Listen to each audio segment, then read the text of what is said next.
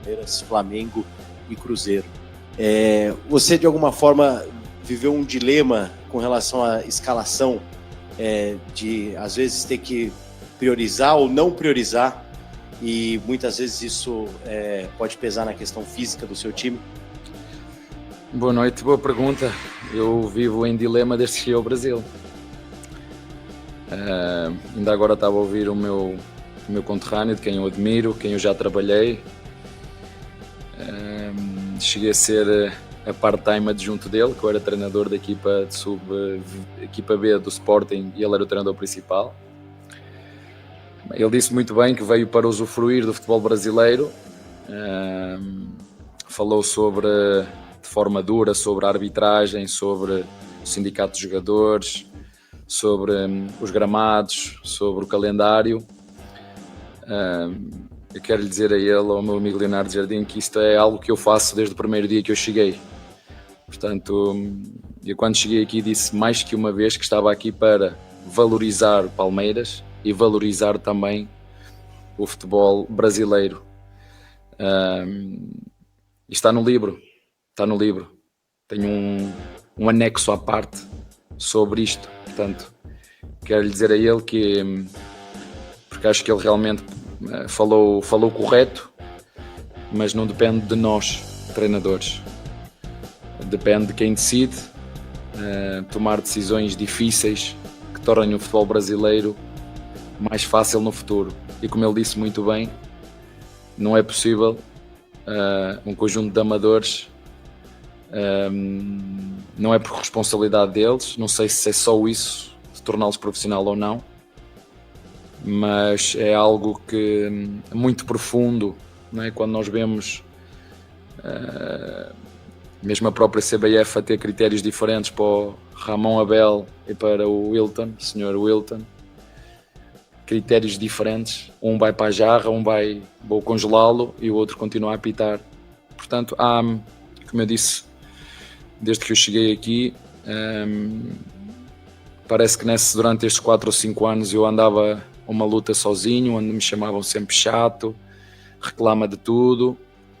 Espero que vocês ouçam o que o Mr. Leonardo Jardim disse, porque com toda a experiência dele, para onde ele já treinou, é um treinador que eu admiro, e mais que um treinador que eu admiro, é uma pessoa que eu aprendi e que gosto dele. É uma pessoa de valores, é uma pessoa que fala e que pela idade que ele tem, como ele diz, vim para o Brasil usufruir daquilo que é este ambiente, a massa associativa, a paixão que as pessoas têm pelo futebol, e depois vemos que realmente há muitos aspectos a melhorar, e como tu disseste bem, este dilema, e agora aqui fazendo parênteses, só para fazer a introdução, este dilema de quem joga, quando joga, isto é tudo fruto do calendário do futebol brasileiro, é fruto da nossa participação no Mundial, é fruto de termos que meter jogos. O Palmeiras devia fazer era não jogar na data FIFA e a CBF resolver este berbicacho, era o que eles mereciam que a gente fizesse. Não, os outros não jogam, nós também não jogamos. Portanto, o que eu tenho para vos dizer em relação a isso é que realmente é um dilema muito grande. Sabíamos que o jogo hoje ia ser extremamente difícil, não só para os que jogaram de início, mesmo para os que forem que não jogaram. Eu próprio cheguei aqui cansado, imagina eu que não utilizei o físico, imagina os meus jogadores, não dormimos, viemos de noite, 2 dias depois temos um jogo desta dimensão, com uma equipa teve uma semana para preparar o jogo, e depois nós lutamos pelos mesmos objetivos, mas depois enfim, o que eu quero dizer com isto é que o bom que tem é que a questão dos gramados eu já vivi em Portugal e as coisas resolveram-se. A questão da arbitragem já vivi em Portugal e as questões resolveram-se. As questões da calendarização também já teve problema, resolveram-se. Só que isso é preciso fazer coisas, entendem? É preciso quem está nos cargos de decidir, tomar decisões, romper com tudo aquilo que existe. Eu entendo perfeitamente o que o meu colega falou, da frustração dele, e como eu o entendo, o último jogo que eu fiz no Maracanã, como eu o entendo a ele, como eu o entendo. Portanto, As narrativas que se criam, se é a equipa A, B ou C que é mais ou menos beneficiada, eu acho que já toda a gente percebeu que não adianta criar essa narrativa hipócrita. Isto é para os nossos torcedores. Preparem-se, porque o Palmeiras não tem a mesma força nos mídia que tem outros clubes. Mas o que eu quero dizer é, não é só o Palmeiras. Todas as equipas são beneficiadas e prejudicadas. E quando se cria uma narrativa hipócrita em cima só do Palmeiras, fica quase como vamos agora aqui arranjar um patinho feio, vamos arranjar um alvo, e já que eles estão à frente no campeonato, vamos tentar. Isso foi feito muito antes do jogo do nosso contra o nosso adversário. Vocês viram o que é que se começou a criar antes? Uma narrativa de que o Palmeiras era... Não, o Palmeiras são todas as equipas. Vocês viram o Grêmio reclamar? Todas as equipas reclamam sobre a arbitragem, não é só o Palmeiras. Às vezes fazem bem, outras vezes fazem mal. Hoje o árbitro até pensamentos apitava. Repararam nisso? Hoje o árbitro até pensamentos apitava.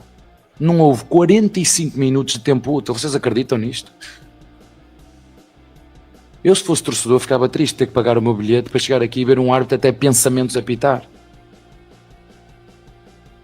E vou voltar a dizer, já fomos beneficiados e já fomos prejudicados. O Flamengo, se calhar, também tem a mesma razão de queixa. O Grêmio, o Cruzeiro também tem. O São Paulo também tem. Portanto, se nós começarmos aqui a fazer as contas e a mexer aqui a sopa, vamos perceber que há aqui um denominador comum. Não adianta fazer uma vítima só, que é o que se está a criar. Isso é que me custa. Não cria narrativas hipócritas de que o Palmeiras é a equipa beneficiada. O Palmeiras já foi beneficiado e o Palmeiras já foi prejudicado. O Flamengo já foi beneficiado e já foi prejudicado. O Grêmio, o Cruzeiro, todas as equipas, todas. Portanto, não vamos criar aqui, é o Palmeiras, não é o Palmeiras. Há um problema que o futebol brasileiro tem há anos que precisa ser resolvido pelas pessoas certas, no momento certo. Ter uma arbitragem independente da CBF, para que não existam estes critérios diferentes, congela-se um árbitro e o outro continua. Que critério é este? Não entendi. Eu não entendi. Não consigo entender como... O que me preocupa não é os erros. Eu às vezes aos meus jogadores, meus senhores, nós vamos errar. Não podemos é fechar os olhos aos erros. E quando a gente erra, deve assumir os erros. Agora vir dizer uma arbitragem segura. Não brinquem com isto. Isto é sério. Isto é futebol profissional. E como o meu conterrâneo disse, futebol profissional apitado por amadores que precisam de ajuda. E nós temos que ajudar nas condições de trabalho, ter mais árbitros para descansarem, porque eu entendo. Eles são, se calhar, dentro das 3 equipas que estão dentro de campo, são os que mais têm que tomar decisões, precisam de estar cabeça fresca. Será que eles descansam? Será que tem gente para os substituir? Porque os treinadores não conseguem ser substituídos. Tem que ser sempre o mesmo treinador. Mas eu com os jogadores consigo revezar, às vezes, quando os sinto demasiado cansados, dá para revezar e entrar outro, para que as decisões sejam melhores. Será que não é melhor nós criarmos uma comissão de arbitragem independente, pagar salários condizentes com aquilo que ganham os profissionais do futebol brasileiro, criar mais árbitros, ter um núcleo de árbitros mais alargado para que possam uns apitar e outros fazer reciclagem? Será que isso é possível fazer? É possível fazer. Porque em ligas menos competitivas fazem. Em ligas com muito menos poder financeiro fazem. Isso é o desafio que nós temos agora. Eu não estou a falar pelo Palmeiras, quero que todos olhem bem na minha cara. Estou a falar pelo futebol brasileiro. Está a entender? Não estou a falar pelo Palmeiras, é pelo futebol brasileiro. Porque eu gostei muito de ouvir o que o meu conterrâneo disse. Eu digo, mas ele falou agora, mas eu ando a falar isto há 5 anos e ninguém me ouve. Há 5 anos que eu não vejo uma alteração sequer feita. Uma alteração feita. Os critérios são diferentes, mesmo os lances, critérios diferentes. Eles fazem reciclagem. Eles conseguem estar online, verem o mesmo lance. Este lance aqui do Flamengo, do Palmeiras. Quando se passar um lance igual a estes, o critério tem que ser igual para todos. Este empurrão é falta, este lance é vermelho, esta falta na área é penalti. Porque eu não consigo perceber o nosso penalti com o São Paulo. o árbitro podia ter marcado penalti, é certo, mas o mesmo lance com o Neymar, com o Scarpa foi por trás e o Neymar chutou e ele bateu-lhe, o árbitro também não marcou penalti. E agora onde é que em que é que ficamos? Agora, há muitas coisas que têm que melhorar e essa seguramente que é uma delas. E a nossa parte enquanto treinadores esta é a minha opinião sobre este assunto, que está muito em voga. Vão falar de lance A, B e C, se o goleiro segurou a bola ou se puxou aqui e quando a puxou o meu jogador tocou depois. Enfim, vamos falar do que nós quisermos, mas isto é algo muito mais profundo do que o Palmeiras. Isto é futebol brasileiro, tem a ver com a essência daquilo que é a raiz do futebol brasileiro e aquilo que tem que se tomar e passos que têm que ser dados para aquilo que é o bem do futebol brasileiro. Como eu disse, eu não vim para aqui para usufruir, eu vim para aqui para trabalhar e ajudar o Palmeiras e o futebol brasileiro a ser melhor. Abel, até em cima do que você estava falando, acho que você vai ter uma arbitragem totalmente diferente, né, na quinta-feira. Né? Eu espero, eu só espero que não aconteça o que aconteceu aqui, independentemente do resultado final, que não aconteça o que aconteceu aqui com o Boca Juniors, que é o árbitro até pensamento a apitar e o goleiro está no chão. Aconteça o que acontecer no final, aconteça o que acontecer, eu sempre disse isto, limpinho, como foi lá, jogo andamento, é falta, levantar, não deixar, como hoje foi o jogo picotado, até pensamento o árbitro apitou. Não ter 45 minutos de tempo útil, o que querem que eu vos diga? Que dê os parabéns? Há muito para melhorar. Muito. Eu espero que quinta-feira que seja um jogo, que seja uma arbitragem que nem a pensamento apite, porque hoje apitava tudo, tudo. Para os dois lados. E só complementando, acho que o Cruzeiro pensou o seguinte: o Palmeiras está cansado, claro, não vamos deixá-lo com a bola.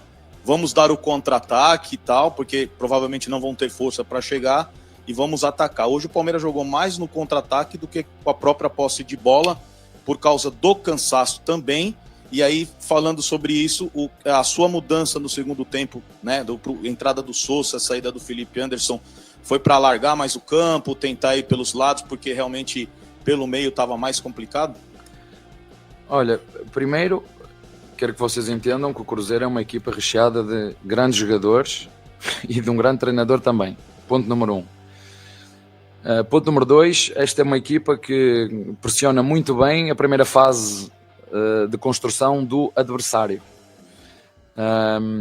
Ponto número 3, ele sabia perfeitamente o desgaste que nós tínhamos e o que é que o treinador ia fazer, que sabendo que jogou com um rival direto há 15 dias, teve um jogo da Liga dos Campeões, sonho um dia jogar a Liga dos Campeões, um jogo da Libertadores a meio e a seguir jogar com outro rival que luta por nós pelo título. Teve uma semana inteirinha para preparar. Aqui vai jogar o Manel, aqui joga o Joaquim, eles fazem isto, eles fazem a Cidade 3 assim, o ponto é bem por dentro, e nós preparar, mais do que preparar o jogo, porque eu só preparei o jogo hoje de manhã. Eu só preparei o jogo, quero que vocês tenham a noção disto. Não está certo nem está errado, é assim, e já outras equipas também acontecem quando não têm 3 dias, é assim que faz. Eu preparei o jogo hoje de manhã. Ontem foi reparação, antes de ontem chegamos aqui, meio-dia. Eu pedi, para vocês saberem, eu pedi ao doutor, eu quero algo para dormir. Ele deu-me uma pastilha para dormir, eu fui ao quarto, depois pedi desculpa aos meus jogadores, eu nem à sessão de treino fui, cheguei, pum. Os meus adjuntos pensavam que eu tinha ido embora. Um senhor, não viram o meu carro lá no estacionamento, onde é que está o carro do Mister? O carro do Mister, ele foi-se embora. Disse, não, foi o Moedas que ele foi levar, eu estava aterrado no quarto. Simplesmente adormeci. Agora eu imagino, e eu, que não corri, imagina como é que os meus jogadores estavam. E hoje o teu colega fez uma pergunta espetacular, dilema, o que é que eu faço? Troco todos? Não troco todos? Troco alguns?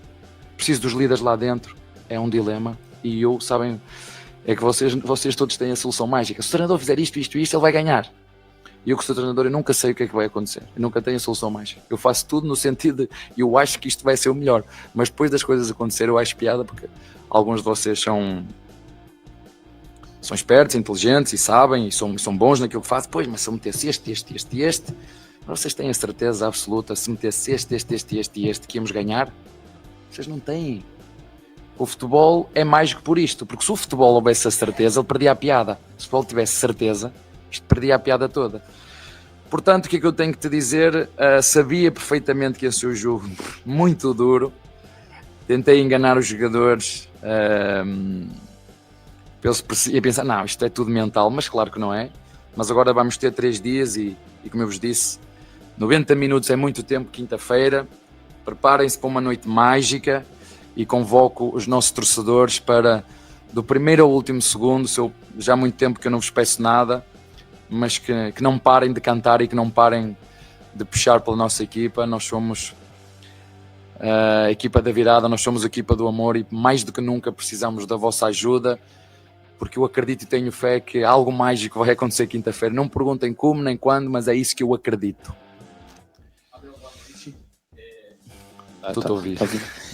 Eu queria saber em relação realmente à quinta-feira, né? O Palmeiras tem um desafio enorme e nesses últimos 2 jogos, né? A gente pode contar ali em Quito, tem altitude, é um jogo mais complicado, mas talvez o time tenha tido mais dificuldade de chegar ao ataque do que outras vezes. A gente vinha aqui há 15 dias falando do espetáculo que estava o Flaco Roque, a dupla Flaco Roque, e eles não estão sendo tão municiados, né? Pelo menos nesses últimos jogos eles não conseguiram. Os últimos 2 especificamente. Os últimos dois, sim, como eu citei. E hoje.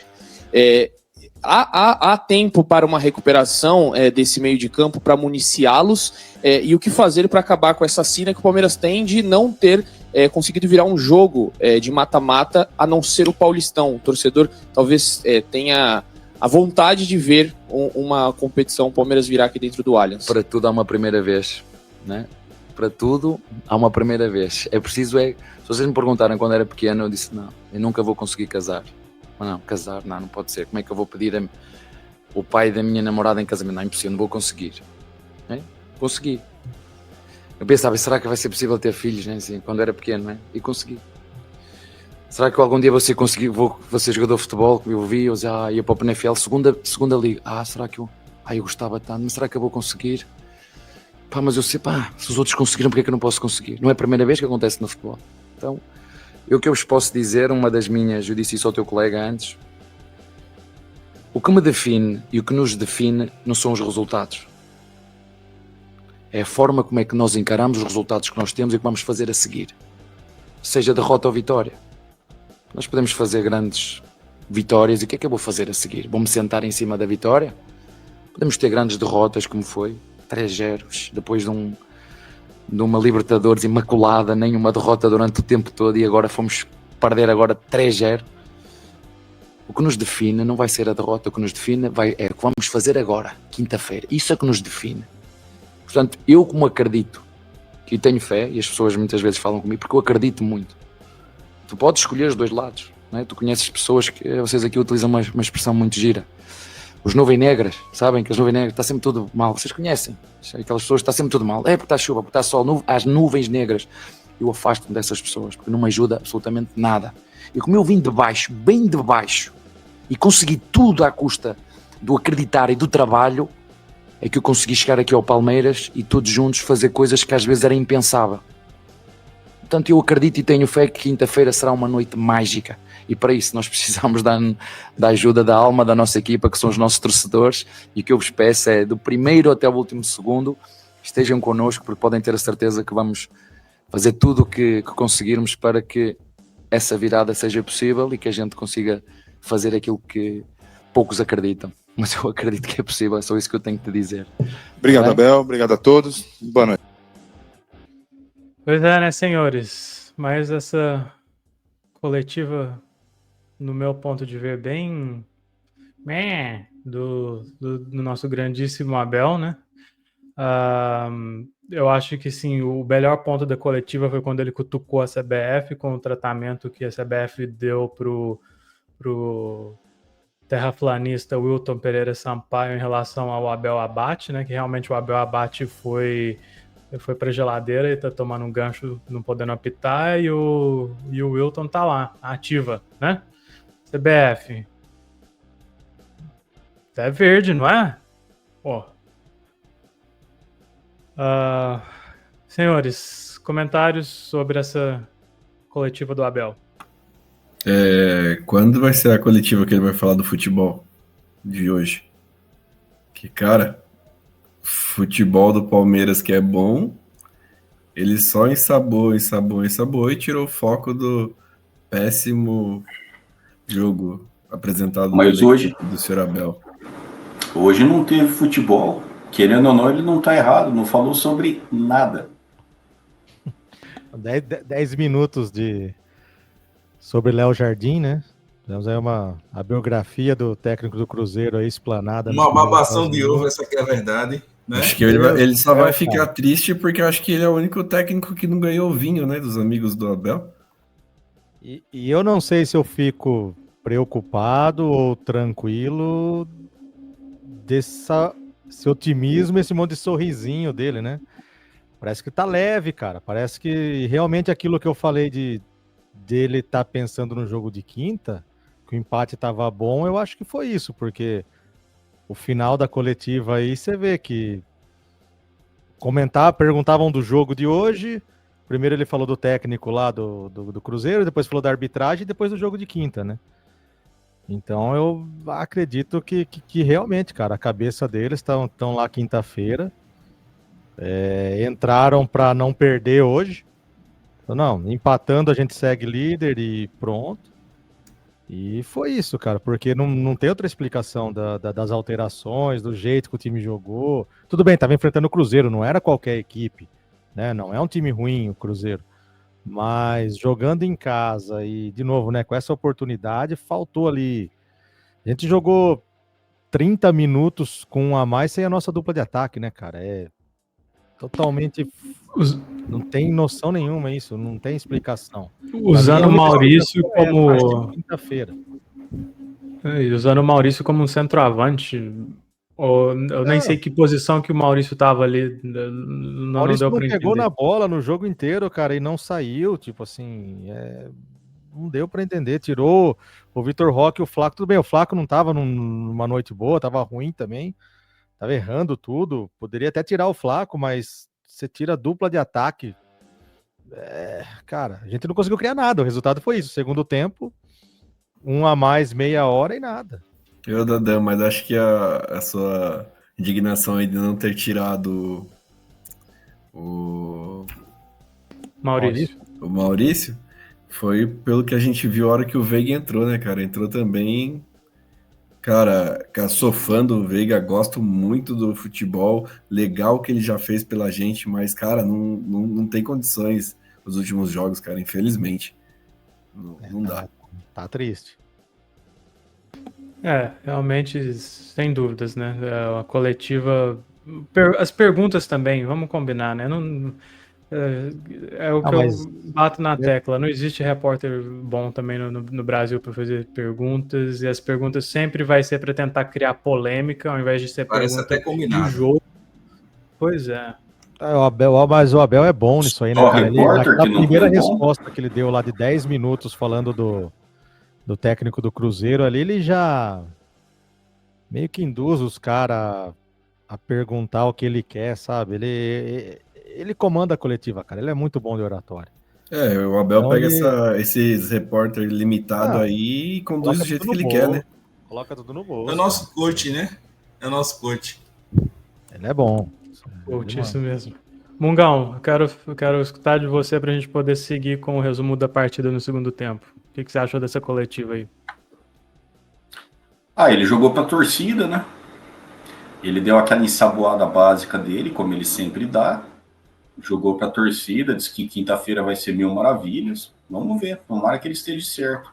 Como diz o Dadan, o time entrou para empatar hoje mesmo, com as modificações aí no início do jogo, do início do segundo tempo, ficou nítido. Tirou a dupla de ataque, nossos jogadores mais perigosos, e o time ficou completamente inoperante. É isso.